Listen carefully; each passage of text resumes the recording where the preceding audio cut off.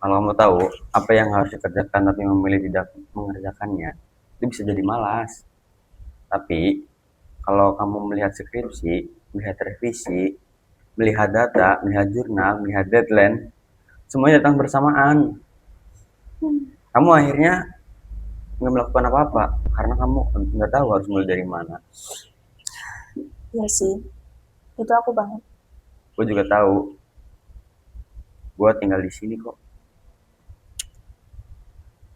Kadang aku itu sampai buka laptop cuma buat lihat file skripsi doang, sudah.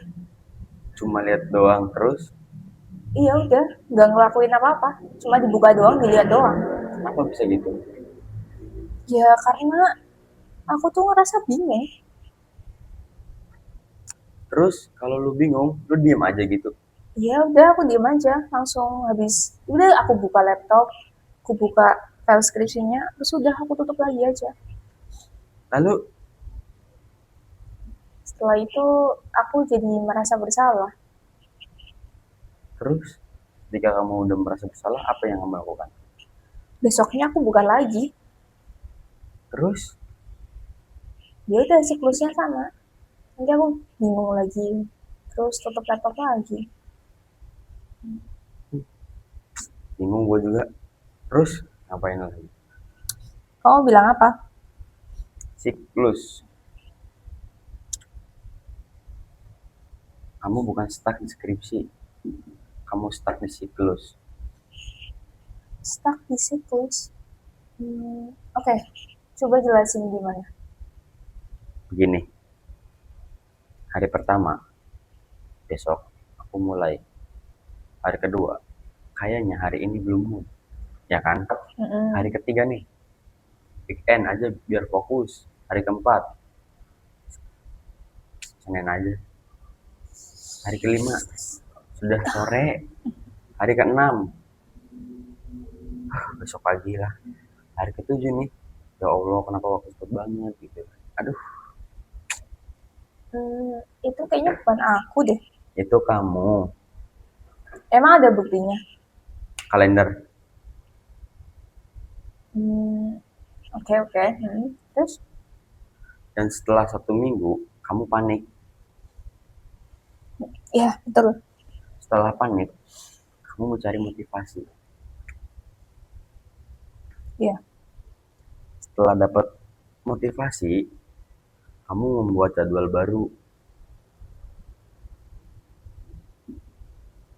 Setelah membuat jadwal baru nih ya kamu tuh udah ngerasa paling produktif gitu. Padahal belum ngerjain. tapi kenapa ya? Kalau kita itu baru bikin schedule, bikin jadwal, rasanya tuh kayak udah produktif. Karena otak suka perasaan sudah melakukan sesuatu. Ya itu kan. Padahal nyatanya belum ada outputnya. Betul. Jadi sebenarnya bikin to-do list itu yang panjang itu bukan berarti produktif ya. Tidak. Terus kalau misal to-do list itu kecoret satu, Hmm, tergantung. kalau yang kucoret itu to-do listnya tentang buka laptop. Jangan bangga dulu. Kalau buka folder deskripsi, Masih belum. kalau misal rename file, Kamu sedang mencari pembenaran ya. iya. Tapi sebenarnya ada satu hal lagi sih yang bikin aku itu susah banget maju. Apa, Dosen. apa yang kamu takutin? Dosen. Aku itu takut soal pertanyaan dari dosen. Pertanyaan apa? Ya apa aja gitu yang dilontarkan sama dosen. Hmm, contohnya gitu gimana? Contoh simpel aja kali ya, yang kayak misal, kamu kenapa milih video ini? Gitu. Terus menjawab apa? Dan aku jawab Kenapa? karena menarik. Itu bukan jawaban akademik. Itu kan, nah, itu yang aku takutin. Oke, pertanyaan kedua coba. Kenapa menggunakan metode tersebut? Kenapa menggunakan itu tersebut? Karena Karena karena apa? karena teman saya juga pakai. Kalau kayak gini mah gue resign permanen aja nih. Jangan dong, aku tuh belum kelar ini loh. Itu penelitianmu, bukan tugas kelompok. Iya, aku tahu. Ya makanya kamu harus memahami apa yang kamu kerjakan loh. Ya itu justru itu. Tapi aku tuh nggak takut gitu loh. Kalau misal aku itu nggak tahu. Justru karena takut, nggak tahu, kamu harus belajar lagi. Terus kalau misal akunya belum ngerti, Tanya, kalau malu. tanya, Terus kalau misal pertanyaanku dianggap sepele, tanya aja. kalau Kakak,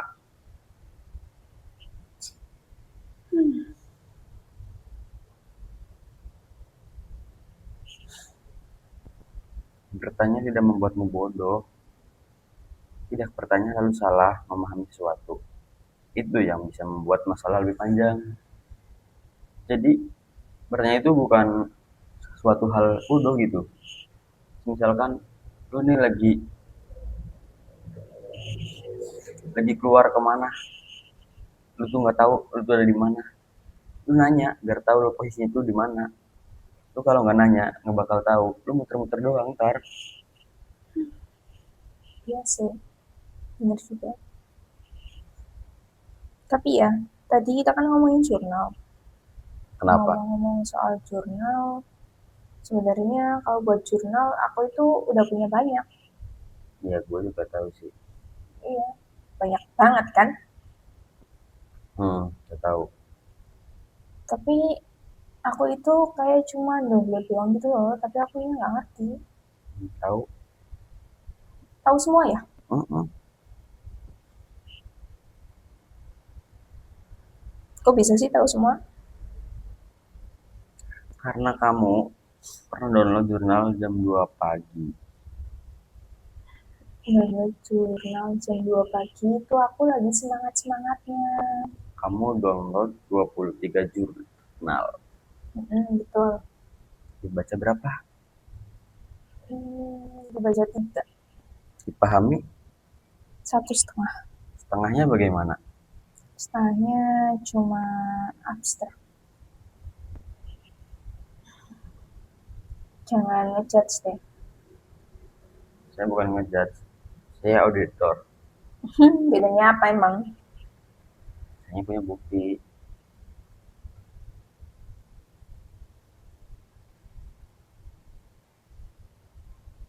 Gue udah baca evaluasi kinerja. Serius? Serius. Baca? Kemampuan mencari jurnal Berapa? 90. Nah itu kan. Kemampuan download jurnal 100. Tuh kan. Nilai sempurna kan? Kemampuan membaca jurnal 45. Kemampuan memahami jurnal 38. Kayaknya udah deh, nggak perlu sedetail itu nggak sih? Kemampuan menyimpan file dengan nama yang jelas 12. Kayaknya udah deh, bahasan itu udah deh. Kemampuan berkata besok mulai 100. Konsisten nggak sih itu berarti? Kemampuan panik saat dosen mengirim pesan 99%. Aku rasa itu responsif. Kemampuan meminta bantuan Hmm. 5. Kenapa yang terakhir rendah banget ya? Ya karena kamu selalu merasa harus menyelesaikan semua sendiri. Padahal kamu tidak harus. Tapi kan bukannya skripsi itu emang harusnya dikerjakan sendiri ya? Dikerjakan sendiri bukan berarti harus memahami semuanya tanpa bantuan. Maksudnya gimana? Kamu tetap penulis dan peneliti dalam skripsimu. Mm-mm. Tapi kalau ada bagian yang belum kamu pahami, Mm-mm. kamu boleh berdiskusi juga, boleh konsultasi, boleh belajar dari orang yang lebih paham. Mm-mm.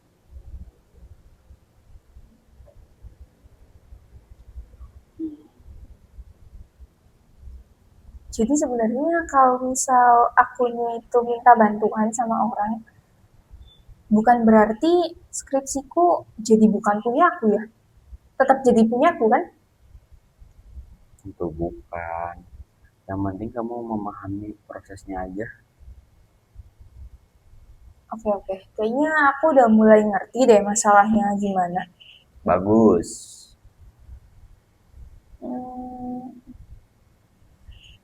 selama ini aku itu bukan cuma takut skripsi, tapi aku takut kehilangan rasa nggak tahu. Nah, betul banget itu. Gitu kan? Makanya aku sering diem nggak sih? Betul.